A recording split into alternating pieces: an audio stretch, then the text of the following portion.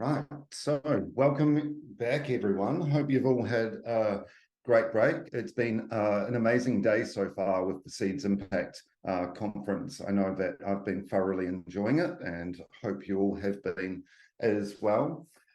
So we're leading into the final two sessions with a bit of a bang. We've got James Laughlin here, who is a 7 times world champion, has one of the #1 business podcasts in New Zealand, Lead On Purpose, and is a mentors coach for the Crusaders and commonly interviews world leaders and high performance athletes, change makers from around the world. So welcome, James. You're going to be talking to us a bit about leadership today with your panelists. Hi, Pete. Thank you so much for the warm welcome. I really appreciate it. And a huge hello to everybody that's here live, but also for those that are watching this on replay. I hope you enjoy. So for those that are here live, do me just a favor. I always geek out in this stuff. Where are you coming in from? Just take a second in the chat to let me know where you're coming in from. I know there's lots here in Christchurch, but there's others from around the world. I'd love to see. There's Matthew coming in from Auckland, Dr. Christina Baird coming from Auckland as well. Just pop it in. I always love to see that. Wellington, Whanganui, Christchurch, all over. Great to see. Well, look, I hope you have a lot of fun over the next 45 minutes. I'm guaranteeing that you will. The reason being is that we've got 3 incredible guests on this panel. And for those that have listened to my podcast, you'll know there's one thing I geek out on. That's leadership. And I truly believe everything rises and falls on leadership. We can look at it in politics. We can look at it in sport, in business, wherever we look. Good leadership, things tend to rise, and not so good leadership tends to fall. But today we're going to be jumping into leadership, and particularly high performance leadership. And the 3 incredible guests, firstly is Gareth Fraser, who's the current CEO at Colliers International. He's responsible for over 700 experts across 30 locations. He's been an incredible high performer within Colliers for a long time. I'm really privileged to know Gareth personally. We've also got Adam Whitelock, a dear friend of mine, who's a former professional athlete and world champion. He's now a rural real estate agent with Bailey's, and across every aspect of his life is truly a high performer. We've also got Dr. Alia Bojilova, who's a former New Zealand SAS psychologist, an incredible best-selling author. And I'm just going to do a plug right now, actually. And I know, Alia, you weren't expecting this, but Alia's wrote an incredible book called The Resilience Toolkit. Every leader, every family member, every parent should have a copy of this. The Resilience Toolkit by Dr. Alia Bojilova. It's incredible. So she's a resilience expert. So we're going to be talking a little bit about all those things across different industries. And the reason I selected these 3 incredible high performers is that they have varying skill sets, backgrounds, and their industries are different.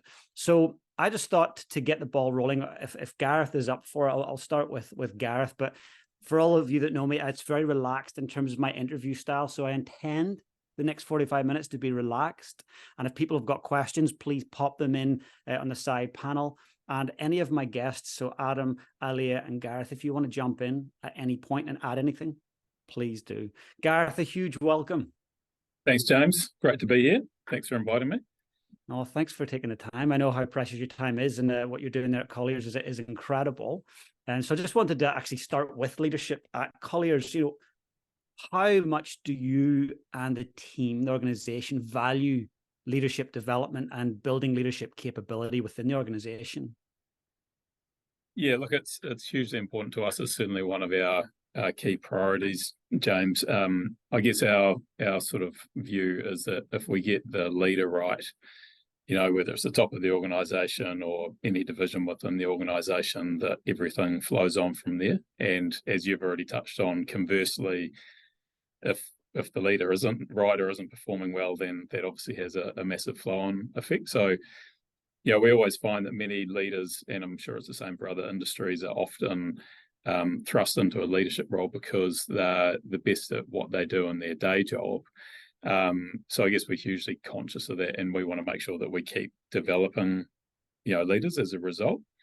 So for us, I guess it's, we do that on many different levels, whether it's myself, I'm in a leadership program at the moment that is, consists of sort of 12 months of training from an international sort of coach down to the senior leadership team. That's another externally facilitated course, a sort of leader as coach style course. The next generation of leaders that are coming through do a very similar course, but it's internally facilitated. And then, as you're aware, this year we put our whole staff, so our whole company, through a 2-day personal leadership program. So that, that's how seriously we take it. I guess it's everything for us. Yeah, that's really huge. And I think that's one thing I really do admire about Colliers, is that you look at leadership from the ground up, and it's not about reserving development and building that capability for people sitting at the top. It's understanding that leadership's at all levels, right? Definitely. Yeah, it absolutely is. And that personal leadership aspect is obviously where it all needs to start to, before you can lead anyone else. Absolutely. And look, I would say Colliers has been through many challenges throughout the years. So when there are great challenges facing you, as a leader, what do you do to step into those challenges and lead your people? Yeah, that's a good question. I think for me, there are probably a couple of things. I always have had this mantra that you've got to sort of step towards the pressure, or walk towards the pressure. It actually came not so much from leadership, but from doing many auctions over the years, because auctions are a high pressure environment. So that's where it came from. But so it's always walking towards the pressure, embracing the pressure. I guess that whole concept of, you learn the most on the edges of your comfort zone. So putting yourself outside of your comfort zone.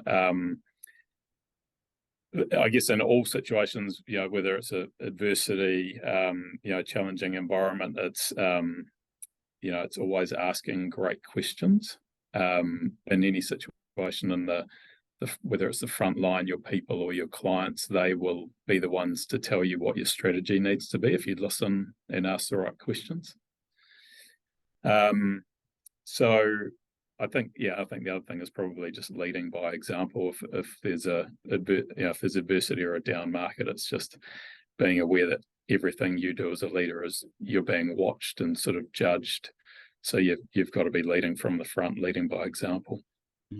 Fantastic. Thank you for sharing that. And just before I head over to Adam or Alia, just one last question as well. I was thinking around the pace at which things are changing right now, because it's a fast-paced world.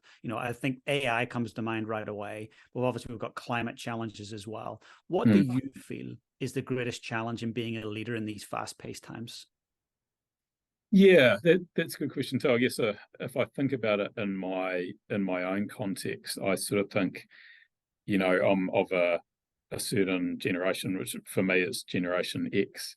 So for me, it's sort of understanding and getting a grip around the key issues and challenges that the younger generations are facing, and future generations, which are obviously often really different to the challenges of my generation. So whether it's social issues or working styles, habits, it's sort of that ability to put myself in their shoes. And I see a lot of leaders who try and push back against the differences in these generations, rather than just accepting them and then trying to harness the best out of it. Because when I sort of look at the younger and future generations in our business, for example, there's so much talent, there's so much to be learnt.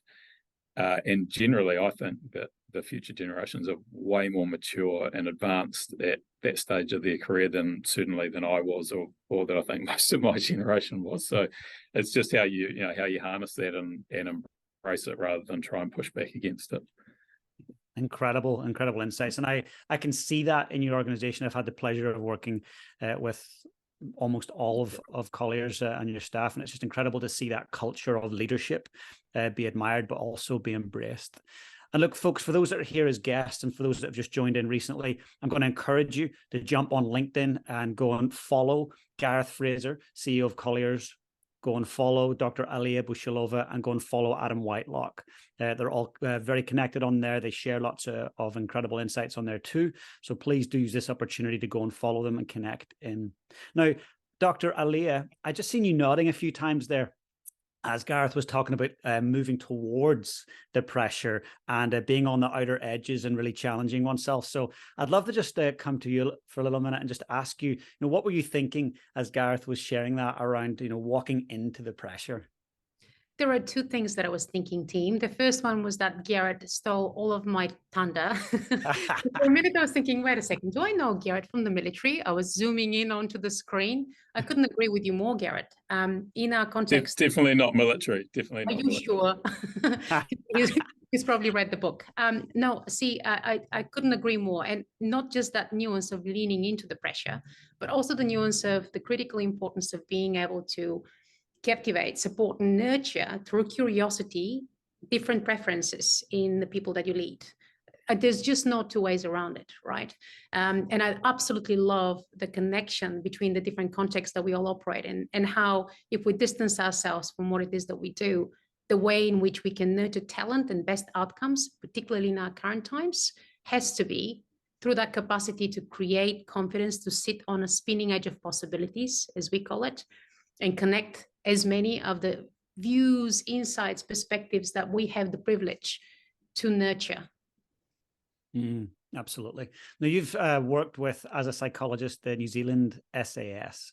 So the best of the best, they are the most elite soldiers, and you were right in amongst it. So I just want to ask you to think back to those times. When you think of a trait, one trait that really stands out as a trait that all of those great leaders in the SAS had, what would the one trait that kind of sat across everyone, what would that be? It didn't take me that long to really come to that one trait, resilience. None of you would be surprised to know that. But I tell you what surprised me was that it wasn't the kind of resilience that we're accustomed to, that thing called grit, where you can absorb and handle pressure. That's obvious.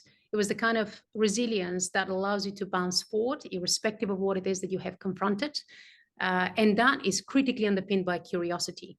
One of the most exciting thing that I was geeking out on during my time with the SAS, and subsequently when I went back to do my research with them, was the extraordinary amount of curiosity that was abundant in amongst the team. And that is, of course, the only way in which you can deal with the unpredictability, level of stress and ambiguity that this particular team was confronted by. But there is more to it. So the drop down is critical resilience, but so that you can bounce forward, not just bounce back. Bounce back is not good enough if what you're bouncing back to is no longer there, right? For that to work, they had to have an abundance of curiosity. But for them to have access to curiosity, they needed to have enabling conditions, which is where I was nodding my head when Gareth was speaking. So those are the three things I feel. Amazing. And this enabling conditions, is that something we can create as leaders for the people around us and for ourselves?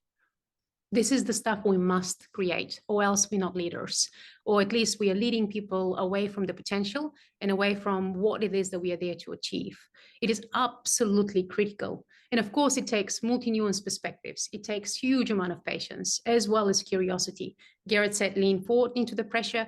It also sometimes means lean back and kind of cross-reference your own frame of reference so that you can better understand what it is that your situation needs. Enabling context is a critical predictor of success, no matter what it is that you deal with. And so I think the more complex our times become, the less likely it is that we can justify a way out of this. It has to be. Yeah, that makes sense. And I know that there's the ABCD in your resilience toolkit. And for those that joined late, this is Dr. Alia's incredible book. What are the ABCD of resilience? Isn't it fun when you have something complex that is kind of squished into Sesame Street simple? I love it. So A stands for awareness, and that's self-awareness. Gareth mentioned that too, as well as situational and interpersonal awareness. B stands for belonging, hence enabling conditions. Belonging to purpose, of course, fortifies and strengthens our capacity to push forward past that point of flexibility we think we have. C stands for capabilities, the most critical capability being curiosity. And of course, D stands for drive. The wonderful thing about drive is if you've got your purpose, purpose precedes drive. Drive is a no-brainer if you're in a context where you can access your purpose and live it through. So I'm coming back to that point of enabling conditions. All of these things tango dance together beautifully to support peak performance. Incredible. And see, as you're describing the ABCD, I'm actually thinking about Adam, who's our next guest, and thinking about his career. And it's like tick, tick, tick, tick. Like I could see that awareness, the belonging. It's all there in the drive. So I just wanted to ask you about awareness, because everything starts there. So, Dr. Alia, how do we heighten our own awareness? You know, the blunt reality is that we all have it. The question is, do we have the bravery and the confidence to understand all nuances of it? So the first point of it is pause, recognize whether some of the responses that you have are habitual or whether they are optimal. More often than not, we tend to kind of perpetuate the pattern of yesterday, in spite of the fact that it might not be the optimal way for us to conduct ourselves. And so awareness is pausing long enough to seek feedback from your environment, be prepared to question some of that feedback, and really connect your sense of purpose with how it is that you show in the world around you. And so I think the more we are prepared to pause and recognize how it is that we show ourselves in our context and in relation to our purpose, the deeper our capacity for awareness becomes. The power is in the pause. I like it. Now, I want to ask you, just from a more personal standpoint, is there a moment in your military career that truly tested your personal leadership? Oof. There's been a few, but by the way, so the moment is probably more front of mind for me because I'm accidentally in a bunker. I ended up having a place today set out for a call, and I ended up having to shift. So I'm in a bunker, and the most pivotal moment in my leadership career or in my military career was when in May 2013, I was serving with the United Nations as a United Nations Truth Supervision Organization, a military observer in Syria. And myself and two of my colleagues were taken hostage in Syria. And so the most powerful experience in this particular situation is that hostage taking was quite a critical, quite an unexpected, very, very dangerous situation. It had been the first time military observers had been taken hostage in 48 years in this particular mission. And what was promised to us is that we were going to be used as part of the propaganda machine. The gesture was quite literally a bad video of decapitation was going to be made of us. But we managed to talk our way out of it. And I think this is why that pause is so important, even if it feels as if the world is storming all around you and every nuance you ever knew and you could hook yourself onto is gone. I found it extraordinarily powerful experience because even in the midst of a critical incident, you have the ability, you have the capacity, and you have the opportunity to pause between event and reaction. And it's oftentimes in those moments that we can create the most important impact for ourselves and others. James and I have chatted.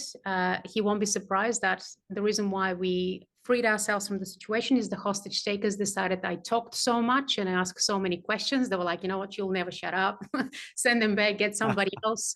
But if that's what worked, then I vote for connection and for talking. But this was the crucible moment that helped us understand the critical importance of curiosity and the capacity to really lean into and understand the perspective of those around you, even if it might be your worst adversary.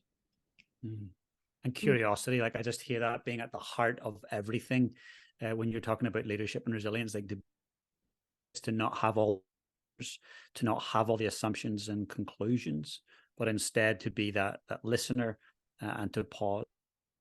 I mean, that story that you shared is just, it's incredible. And I can only begin to imagine how that would have felt. So for someone who's a resilience expert, some people might think, oh, it's easy for you, be taken hostage. You would have had all these skills and tools. You would have just glided through it. But how did it actually feel? What was your body doing at that time? Wouldn't it be great if that's what it took? You're a bit of an expert. You read a few books. There you go. Here's your opportunity. Perfect the action. We all know that this is not how it works.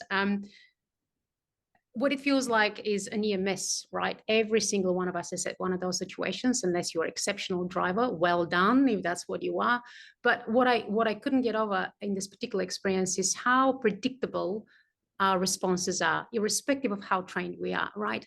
We are geared towards a response to fight, flight, freeze. The little amygdala goes on a little tango dance with you. And suddenly you have these preset reactions of wanting to punch your way out of it, play dead on the ground, which wasn't particularly helpful, or bail out. And none of these were options for us at the time.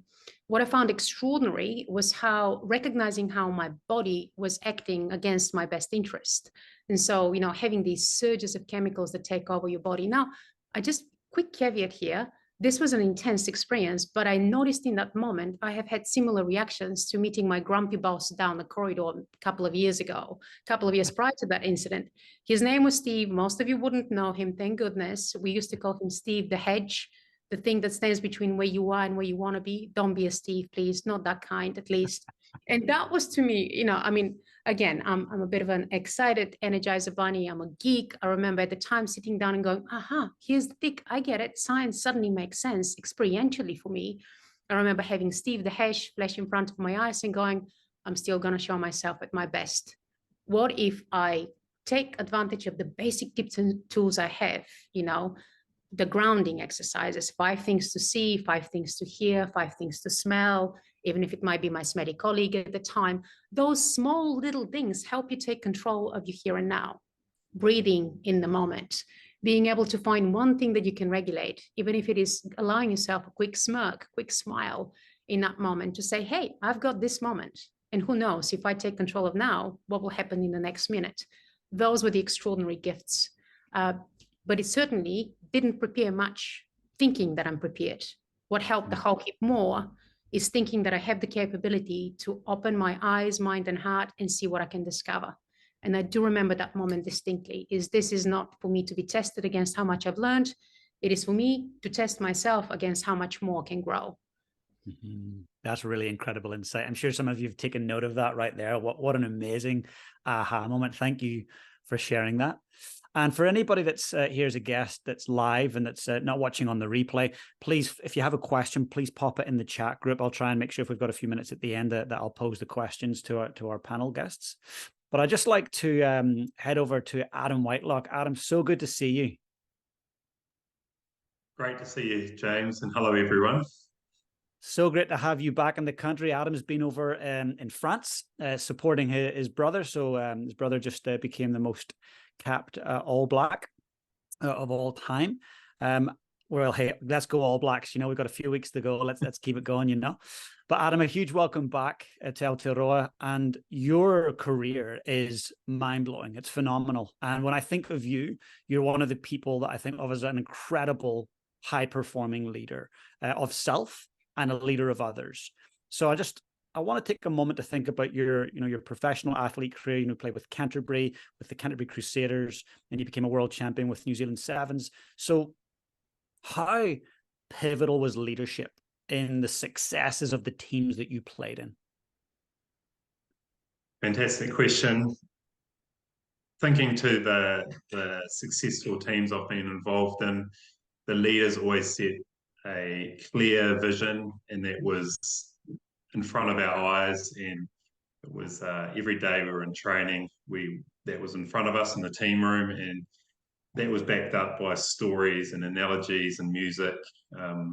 So it always started with that vision, led by key people, the coaches, but everyone had bought into this to lead it in their own way.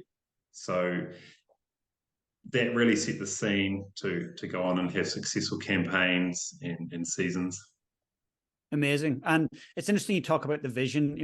The more and more guests that I interview, whether they're running countries or companies or, they're looking at their family vision, they always talk about a very clear destination that they're trying to aspire to go towards. So for you as an individual within a team, were you clear what your vision was within, say, the Crusaders?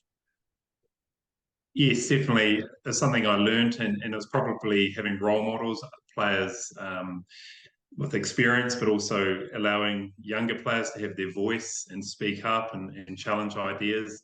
I think when you have a team vision, everyone can buy into that. But then within that, like you said, you have little micro visions and individual goals, and you would also, depending on what position you played, you might get together in groups of 3 and 4 and work on little mini goals. So that was very important. And we would constantly sort of review that and have opportunities to provide feedback. So people were encouraged to speak up, but they could speak openly and honestly, and people receiving that feedback could take it as constructive criticism or feedback, because we got to know each other really well, as opposed to when that feedback came, you would be defensive and perhaps go back to a preconceived idea or think they're attacking you. But at the end of the day, when you can move to that next step where they're trying to help you, it's a very powerful thing. That's really incredible you say that. Brings me back to what Dr. Alia just shared around belonging. And I imagine for you to be able to be vulnerable enough and open enough to take that feedback on board and not be reactive, there's got to be a deep sense of, hey, I belong here in this team or this organization. So how, if you think back to those times in those teams, how did they go about making players feel like they belonged? How did they create the bond? Yeah, a lot of things. Music.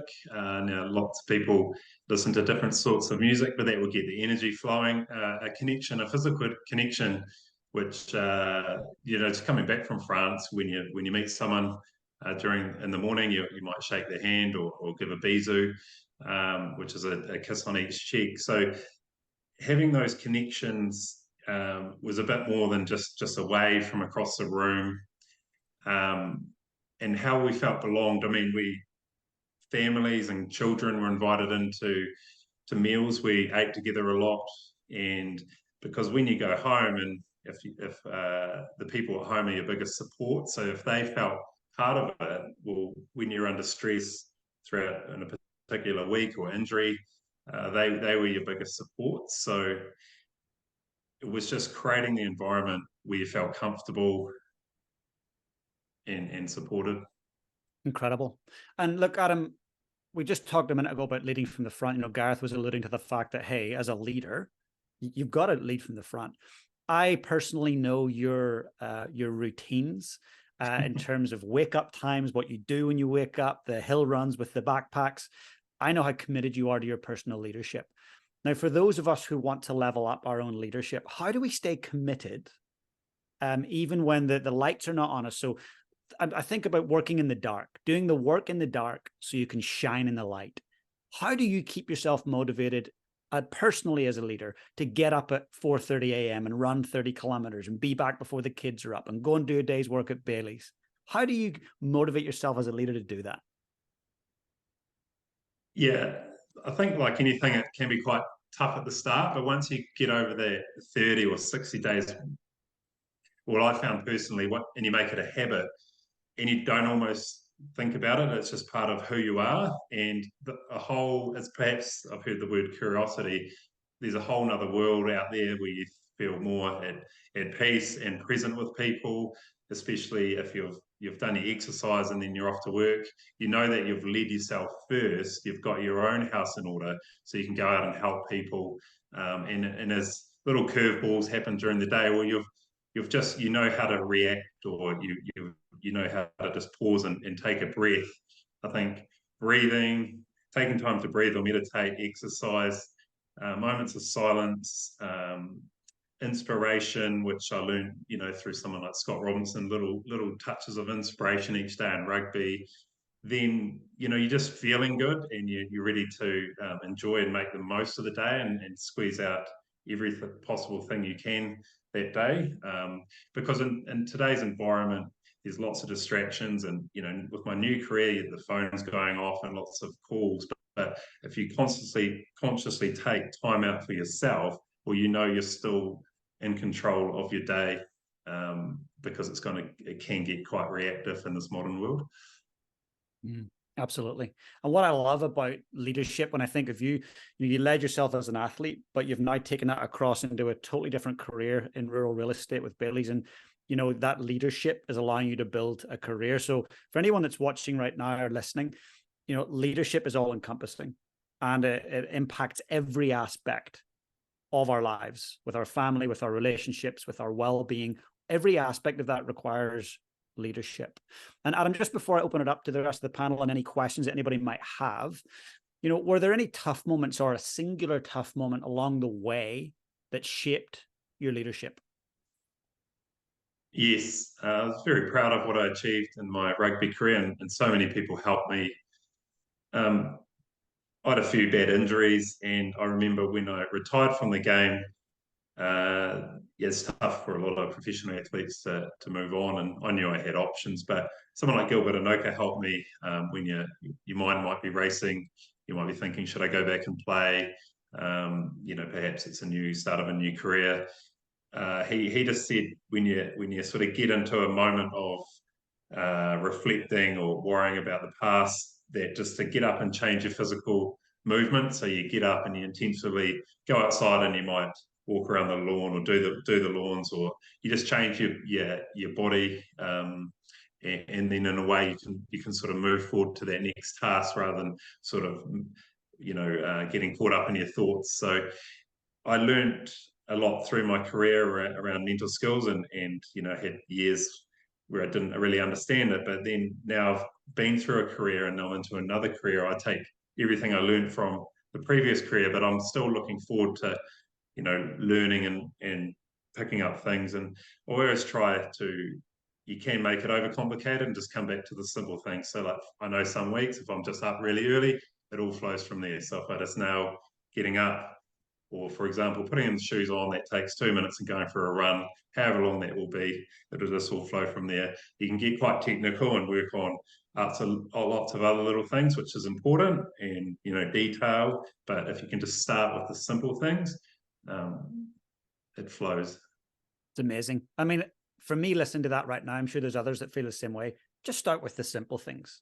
You could apply that to so many aspects of business, of life, of philanthropy, but just start with the simple things and get started, because so many of us overcomplicate things and have 33 steps rather than, hey, what's the next step? So that's really valuable. I appreciate you sharing that. Look, I would just like to pass it over to the panel. So Gareth, Alia, and Adam. And just, I want to ask you guys a question, and feel free to unmute if you've got thoughts, but we're stepping into the time where there's elections, and we've got, leaders that will carry our country forward in a certain direction. So for all of the leaders that are watching now, I'm not going to ask you to tell them who to vote for, but for all the leaders that are watching now, what do we need more of in this country from a leadership standpoint? And this is directed at the people who are listening. What's the challenge for them? What should they maybe perhaps focus on?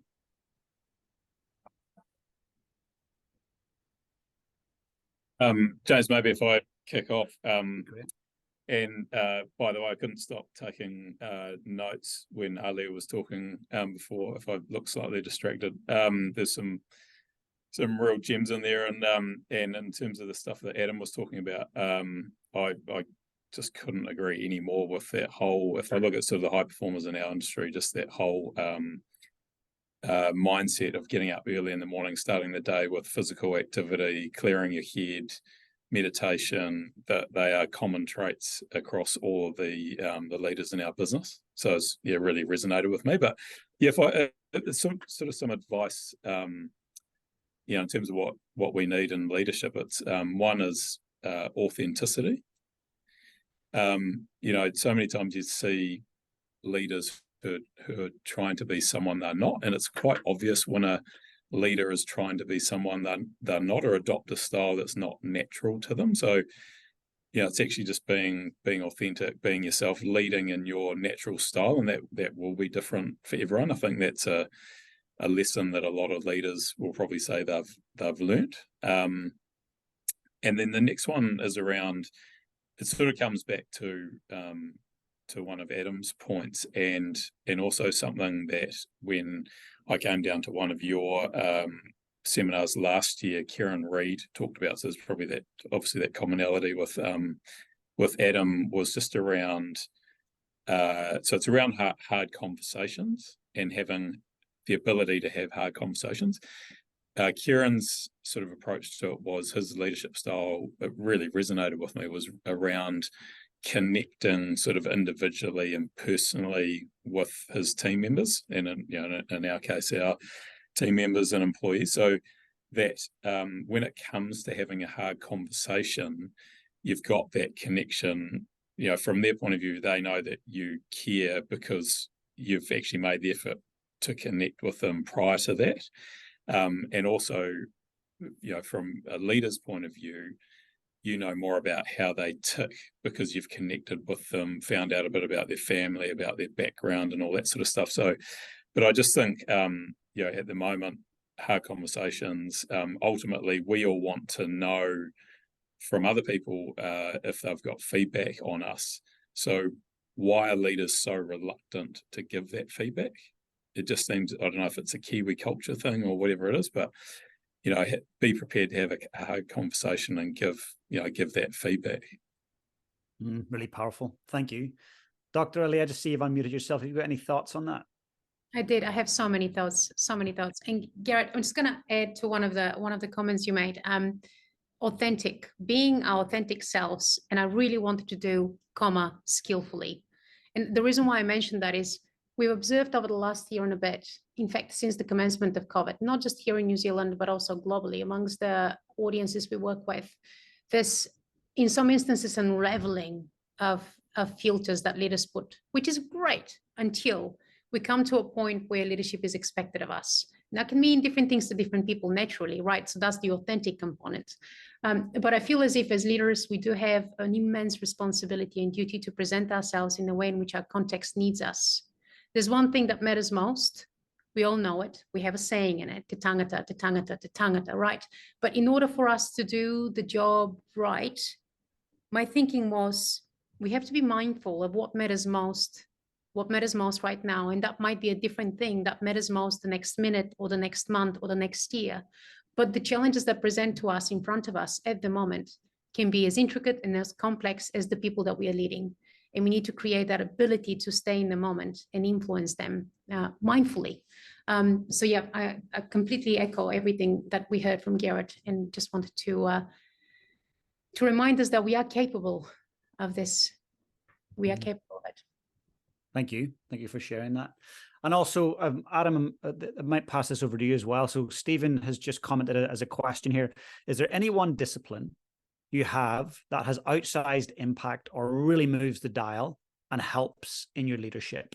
Anything that comes to mind? I wouldn't mind actually all three answering that. Is there one discipline that has had outsized impact or moves the dial for your leadership? The one thing, there's obviously lots of things, but the one thing that helps with my leadership, it would be just having a mind to grow and learn and listen.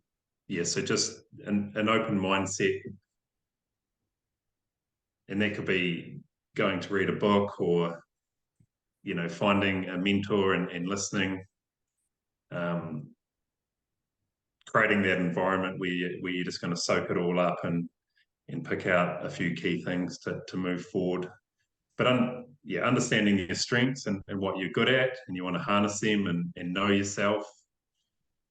And then, but you're constantly just, your core staying the same, but you're just constantly keeping modern or an open mind and just touching up on things as you grow through life and your situation changes, as you come from myself personally as a rugby player, and then and now I'm a father, and I have kids, so it's just as you go through life. Yeah, I think, Adam, what I hear there as well, the most interesting person in any room is the most interested person. And no matter who I meet that knows you, they're like, oh, was Adam there at the event with a journal or a notebook? Was he taking notes? I was like, yes, absolutely. And I know if I don't make it to an event and there's a great speaker and you're there, you'll have taken great notes. That's one thing. You're walking your walk. You definitely are fully curious and always taking notes and learning and growing. So thanks for sharing that. Dr. Alia, is there one thing for you? Can I claim two? Can I go with Yeah, two? of course. I'd love it. I was just thinking of how Adam made it really seem like a no-brainer that we could have this exquisite routine in our lives. And I just had to hear that up, Adam. For me, this is appreciating that I absolutely must, on a daily, start my day with the biggest challenge I can set for myself. And that usually relates to physical challenge, right? So actually getting my body in that state of challenge to start the day with. everything else appears to be a little easier after that. So that routine is pivotal, even if I feel like my physical space and my time is contained to something as little as a matchbox, right? So it has to be done, or else I'm a grumpy Bulgarian. So that's been my thing. This and meditation, the two most difficult things that I have had to learn in my life, routine and meditation. Thank you so much for sharing that. It's so interesting you bring that up, Dr. Alia. Meditation is something I love and that I love to do, but actually it's the thing that I'm the worst at. I really struggle with it, but I know that the benefits are there, and it's a long game, right? And Gareth, just over to you, my friend. Is there one thing for you that has really had an outsized impact on your leadership? Yeah, mine's was really obvious to me immediately. So 10 years ago now, basically started getting up 2 hours earlier in the morning. So went from sort of 10 to 7 to 10 to 5. Fitness first, so fitness out of the way. Otherwise, in a role like mine, you'd never get it done if you tried to do it later in the day. Awake before the kids, all that sort of stuff. And then basically in the extra time, it's giving you, with a combination of the fitness, it's mental sharpness, clear mind, obviously energy. If you're fitter, you got more energy. Time to do more podcasts and learning, audible books, that sort of stuff when you're doing your fitness. I try and incorporate meditation in there every day, even if it's 3 minutes, 10 minutes. Bit of reflection, and if you look at all that stuff, that obviously helps you be a better leader. Absolutely. And look, for yourself, Gareth, and for the others, I would have to say, because I know you guys deeply, you walk the walk. You actually do these things that you're talking about, and the impact is huge. So for the person that's watching or listening right now, I hope there's been some gems that you've taken from this. I certainly have myself. This will be recorded, so you'll be able to access this after. But just before we wrap up, I'm going to strongly encourage you to do a couple of things. One, get over to LinkedIn and please follow or connect in with Gareth Fraser, Dr. Alia Bojilova, Adam Whitelock, and myself. I would love to connect in with you. And just a huge thanks to Stephen Moe and Seeds for creating this event for everyone around New Zealand and beyond. And as well to Pete for introducing us at the start. I really appreciate it. So thank you very much, folks. And thank you to each of you for attending. Thank you so much, team. Thanks so all. much. Thank you. Oh, thanks. Thanks, Gareth, and thanks, Alia. That was a fantastic panel discussion. Really enjoyed it. Thank you for bringing that together for us today. James, I think for me, I really loved some of Adam's comments around just you've got to lead yourself first, get your own house in order so you can turn up to serve others. And the other thing was just bringing it back to the simple things and putting the shoes on, going for a run and getting started. And I thought that was really great. But thank you so much for sharing your insights and wisdom with us today. Really enjoyed it. So